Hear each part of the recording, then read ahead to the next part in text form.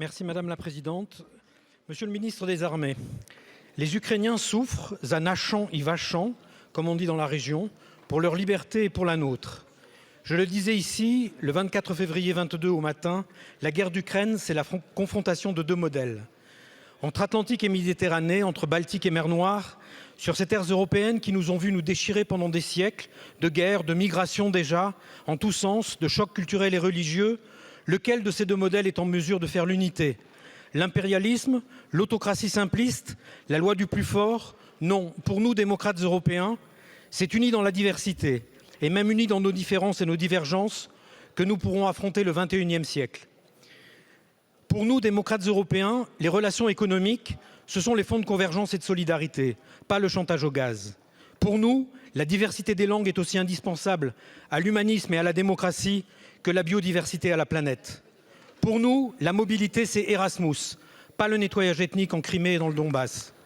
Pour nous, démocrates européens, la démocratie exige qu'on la défende lorsqu'elle est agressée. Et l'Ukraine fait partie de la famille des démocraties européennes. Aujourd'hui, la situation militaire semble stable et la fatigue supposée des Ukrainiens n'est que l'une des multiples narrations de la guerre de désinformation russe qui fait rage, y compris en France. Cette longue bataille défensive, nous pouvons et nous devrons l'emporter avec ou sans les États-Unis, car elle est d'abord et avant tout la nôtre, et nous sommes et nous serons de plus en plus seuls en face de notre destin et celui des enfants de nos petits-enfants. Pour citer Václav Havel sur l'Union européenne, c'est bien la patrie de nos patries qui est en danger. Monsieur le ministre, à l'heure où nos livraisons marquent le pas, comment notre pays se prépare-t-il à affronter ce défi militaire et industriel de la défense de nos démocraties? Quelle échéance? À 3 semaines, à 3 mois, à 3 ans? Je vous remercie. Je vous remercie. La parole est à Madame Patricia Mirallès, ministre en charge des Anciens combattants.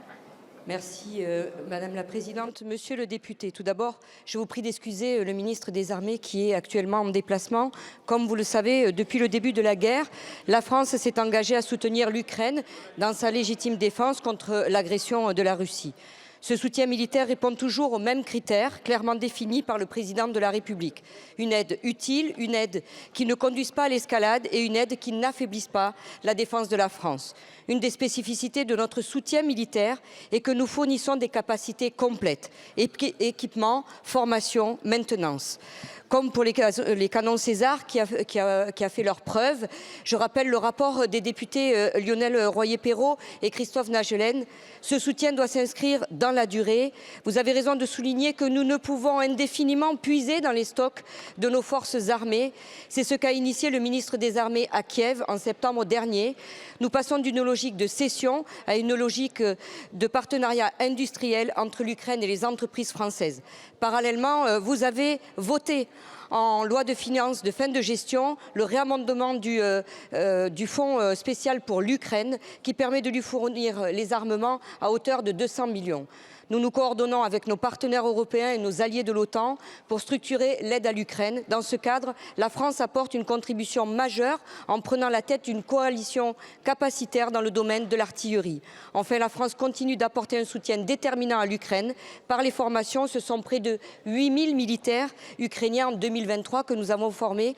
Environ un quart des soldats formés aussi dans le cadre de l'opération Euman. Ces formations ont vocation à se poursuivre en 2024 et à s'étendre à d'autres domaines. Monsieur le député, je vous remercie. Je vous remercie.